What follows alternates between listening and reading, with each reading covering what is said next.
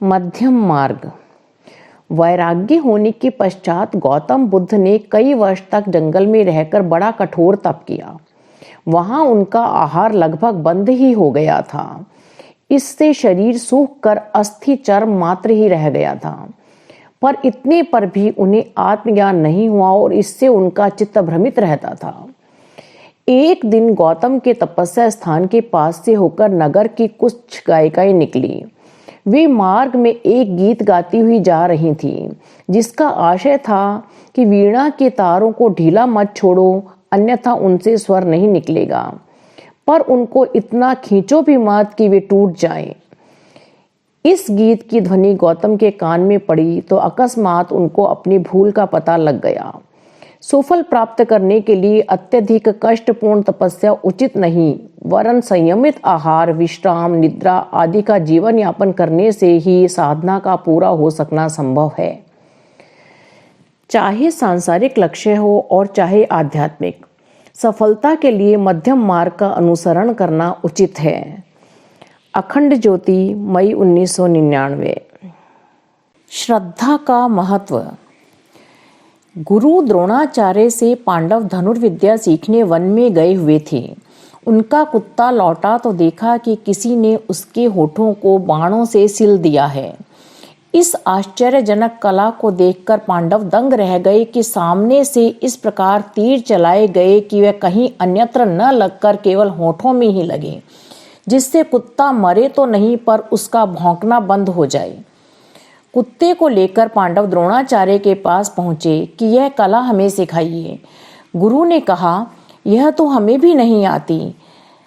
तब यही उचित समझा गया कि जिसने यह तीर चलाए हैं उसी की तलाश की जाए। कुत्ते के मुंह से टपके हुए खून के चिन्हों पर गुरु को साथ लेकर पांडव उस व्यक्ति की तलाश में चले। अंत में वहां जा पहुंचे जहां की भील बालक अकेला ही बाण चलाने का अभ्यास कर रहा था। पूछने पर मालूम हुआ कि कुत्ते को तीर उसी ने मारे थे। अब अधिक पूछताछ शुरू हुई। यह विद्या किससे सीखी? कौन तुम्हारा गुरु है? उसने कहा, द्रोणाचार्य मेरे गुरु हैं, उन्हीं से यह विद्या मैंने सीखी है। द्रोणाचार्य आश्चर्य में पड़ गए। उन्होंने कहा, मैं तो तुम्हें जानता तक भी नहीं, फिर यह बाण विद्या मैंने कैसे सिखाई? द्रोणाचार्य को साक्षात सामने खड़ा देखकर बालक ने उनके चरणों पर मस्तक रखा और कहा, मैंने मन ही मन आपको गुरु माना और आपकी मिट्टी की मूर्ति बनाकर उसी के सामने अपने आप अभ्यास आरंभ कर दिया।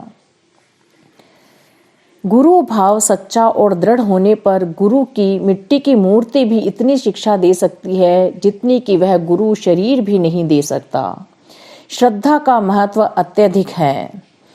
अखंड ज्योति, जून 1999। सत्संग। एक बार वशिष्ठ जी विश्वामित्र ऋषि के आश्रम में गए। उन्होंने बड़ा स्वागत सत्कार और आतिथ्य किया। कुछ दिन उन्हें बड़े आदर पूर्वक अपने पास रखा। जब वशिष्ठ जी चलने लगे तो विश्वामित्र जी ने उन्हें 1000 वर्ष की अपनी तपस्या का पुण्य फल उपहार स्वरूप दिया। बहुत दिन बाद संयोगवश विश्वामित्र जी भी वशिष्ठ जी के आश्रम में पहुंचे। उनका भी वैसा ही स्वागत सत्कार हुआ। जब विश्वामित्र जी चलने लगे तो वशिष्ठ जी ने एक दिन के सत्संग का पुण्य फल उन्हें भेंट किया। विश्वामित्र जी मन ही मन बहुत खिन्न हुए। वशिष्ठ जी को 1000 वर्ष की तपस्या का पुण्य भेंट किया था, वैसा ही मूल्यवान उपहार न देकर वशिष्ठ जी ने केवल एक दिन के सत्संग का तुच्छ फल दिया।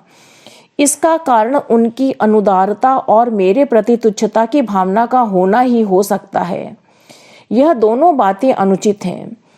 वशिष्ठ जी विश्वामित्र जी के मनोभावों को ताड़ गए और इसका समाधान करने के लिए विश्वामित्र जी को साथ लेकर विश्व भ्रमण के लिए चल दिए।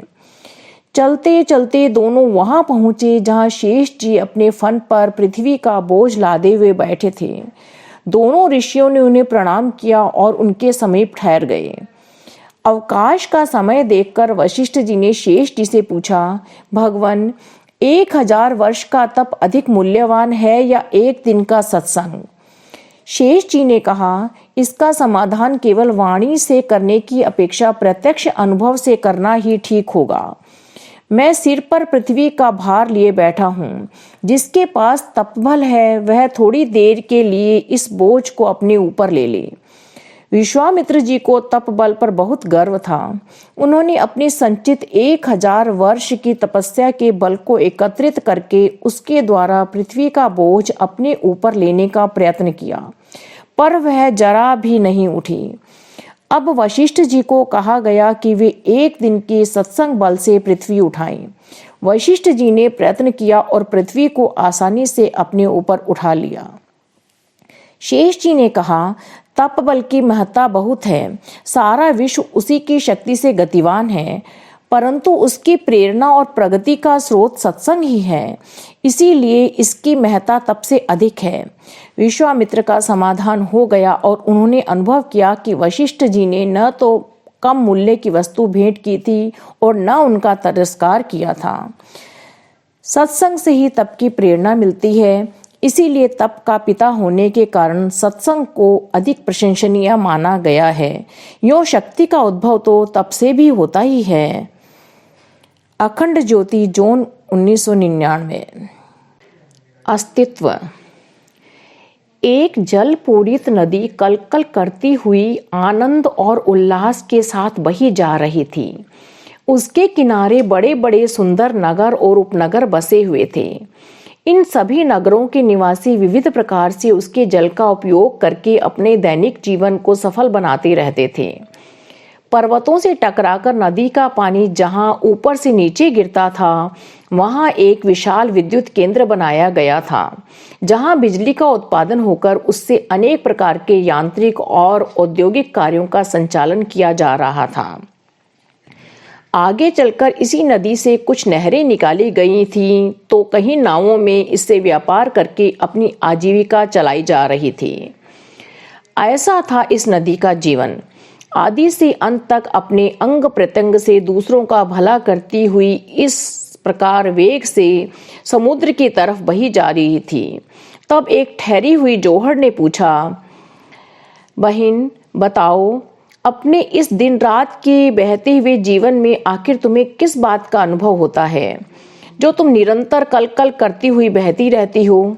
मुझे क्यों नहीं देखती, जो एक जगह ठहर कर अपने जीवन को प्रगति और प्रवाह से दूर करके स्थिर होकर यहाँ पड़ी पड़ी आराम से अपने दिन गुजार रही हूँ। नदी ने जौहर से कहा, प्रगति और प्रवाह का पथ अपनाने से ही मेरा अभ्यंतर स्वच्छ और निर्मल बना हुआ है और इसीलिए मेरी हर बूंद का सदुपयोग हो जाता है। प्रगति और प्रवाहहीन होने के कारण ही तुम गंदगी का आगार बनी हुई हो। दूसरों के उपयोग में न आने वाले तुम्हारे जीवन का इस दुनिया में अधिक अस्तित्व नहीं है। अखंड ज्योति, जून 1999। असली नकली। एक दिन एक साहूकार को शक हुआ, उसके खजाने में कहीं खोटे सिक्के तो नहीं आ गए। यह जांचने के लिए उसने सब सिक्के एक जगह इकट्ठे किए और उनकी पड़ताल शुरू की। अच्छे सिक्के तिजोरी में और खराब सिक्के एक तरफ पटके जाने लगे तो खोटे सिक्के घबराए। उन्होंने परस्पर विचार किया, भाई अब तो अपने बुरे दिन आ गए। यह साहूकार अवश्य हम लोगों को छांट बीन कर तुड़वा डालेगा। कोई युक्ति निकालनी चाहिए जिससे इसकी नज़र से बचकर तिजोरी में चले जाएं। एक खोटा सिक्का बड़ा चालाक था। उसने कहा, भाइयों, हम लोग अगर जोर से चमकने लगें तो यह साहूकार पहचान नहीं पाएगा और अपना काम बन जाएगा। बात सबको पसंद आई। सब खोटे सिक्के दिखावटी चमकने लगे और सेठ की तिजोरी में पहुंचने लगे। खोटे सिक्कों को अपनी चालाकी पर बहुत अभिमान हुआ। गिनते गिनते एक सिक्का नीचे जमीन पर गिर पड़ा। नीचे पत्थर पड़ा था, सिक्का उसी से टकराया। साहूकार चौंका, हैं? यह क्या? चमक तो अच्छी है पर आवाज थोथी है। उसे शंका हो गई। दोबारा उसने फिर से सब सिक्के निकाले और पटक पटक कर उनकी जांच शुरू की। फिर क्या था, असली सिक्के एक तरफ, नकली सिक्के एक तरफ। खोटों की यह दुर्दशा देखकर एक नन्हा सा असली सिक्का हंसा और बोला, मेरे प्यारे खोटे सिक्कों, दिखावट और बनावट थोड़े समय चल सकती है, खोटाई अंततः इसी तरह प्रकट हो जाती है। कोई भी मनुष्य अपनी कमजोरी नहीं छिपा सकता। अखंड ज्योति, जून 1999। हमारे YouTube चैनल को सब्सक्राइब करें और बेल आइकन को दबाएं ताकि आपको नोटिफिकेशंस मिलते रहें।